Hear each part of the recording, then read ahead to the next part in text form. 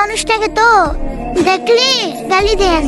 Bond মাজার পূজারি, সে নাকি মাহফিলে গান গায়, নাচে, আরো কত ধরনের কথাবার্তা বলেন। আজ সে অসহ মানুষদের পাশে, আর আপনাদের মতন যারা মুফতি সাহেবরা ফতোয়া দিচ্ছেন ঘরে বসে বসে, আপনারা এখনো ঘরে বসে আছেন। আপনাদের মানুষের টাকা দিলে আপনারা আসবেন, নিজের পকেটের টাকা খরচ করে আসবেন না, সমস্যা নাই। বন্ধ বলেন, মাজার পূজারি বলেন, গালি দেন, তাতে কোনো কিছু যায় আসে না। আমরা সুন্নিরা হলাম নবীজির পাগল। আমাদের নবীজির আদর্শ অনুযায়ী আমরা মানুষের খারাপ সময়ের পাশে দাঁড়াই, মানুষকে নিয়ে ট্রল করি না।